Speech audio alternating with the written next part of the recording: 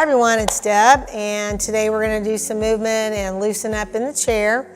Always concerned about the hips, making sure they're moving. So first thing we're going to do is just make sure the feet are forward, and I'm just going to, and you can put your hands on your thighs. It's kind of a good place to go so you know what you're doing. This is really like cross-country skiing with your hips. And if you notice, my torso's not moving side to side. I'm just moving forward and back. And again, driving backwards from the front of my hip here, moving backwards here, sliding the hip forward, staying here. The knees stay in line with the feet and the hips. They're not in or out either direction. Now, this, if you have low back issues, will help loosen some things up as well. Again, integrity in the core, the torso. I'm nice and upright. I'm not moving my torso forward or backward, because in gait, you don't want all that extraneous movement. You want this to stay still, and yet your hips are moving forward and backward. So again, I'm always trying to duplicate what my long-term goal is. This is a perfect example. So we're starting in a short lever in the chair, loading, engaging the paraspinals. So this is a core exercise. Moving the hips forward and back. And again, one of the things you should gain in this is the fluidity of that torso moving forward and back, or not the torso, I'm sorry, the hips moving forward and backward, and the torso staying still. Now, if you decide, once you've got this down and know your torso still, and you want to start adding arms to that, you can. What you need to focus on here is, if this arm is back, then I'm opening up the front of that chest, front of that shoulder. I always say sternum tilt. A lot of times you'll pull this back without tilting. If you tilt, you're going to get muscles in the upper mid back that need to be engaged, that are part of your posture, part of your integrity in the torso, part of also keeping your head and shoulders where they belong, all right? So I'm going to add my arms. So if my left knee is forward, my right arm is forward again, gait pattern. Again, fluidity, the transition from the right to the left is part of what I'm gaining here. And again, noticing how I'm keeping the torso upright. I'm opening the top of the chest, engaging muscles on the backside. Go as slow as you need to go. And again, you can put a timer on, you can do whatever you need to do. My rule of thumb is, how tight is it, how uncomfortable is it? I want you to do it enough to get to the point where it's not, there's no tightness left, or you're at least down to a 2 or a 3. Excuse me. All right, next thing we're gonna do is we're gonna move and work on that whole kinetic chain a little bit. So I'm going to slide that right foot forward. Now, in some of the other segments, I think we've done a little bit of foot sliding. And then I'm going to pull that foot back. And now I'm going to, again, work on the whole kinetic chain from the foot to the hip, or the hip to the foot, however you want to look at it. And we're going to lift that. And we're going to lower it, drop the foot. If that's tight, I want you to hang out here.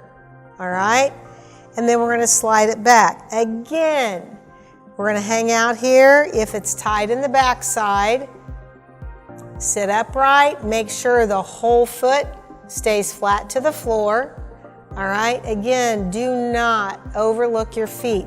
You need to be doing this either in socks or barefoot, because your shoes are only going to restrict you, and one of the most important characteristics of the foot is foot ankle mobility. So when you're picking out shoes, take the toe, take the heel.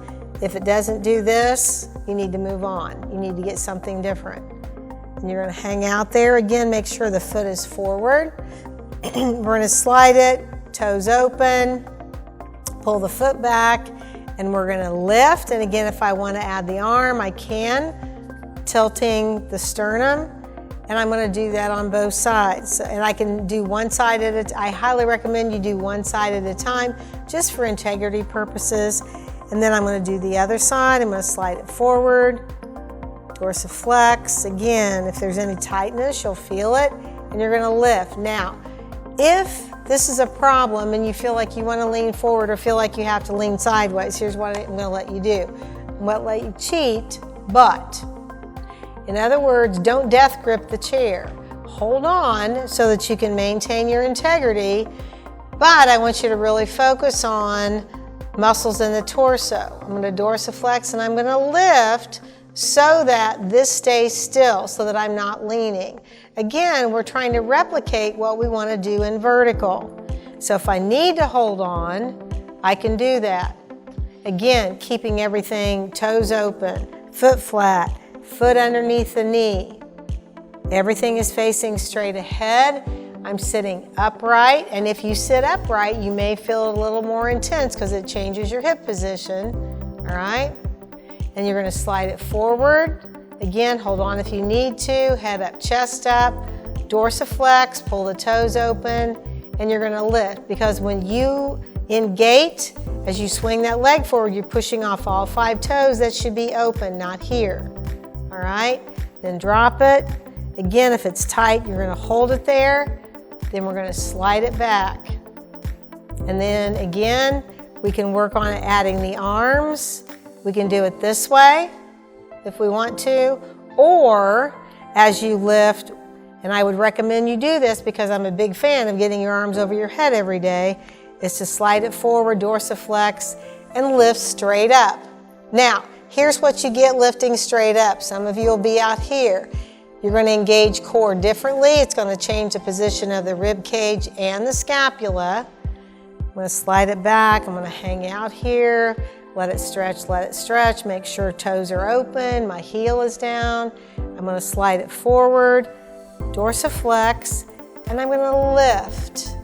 Now, if you want to hold this, this can also be a little bit of a balance challenge, and hold that there as well.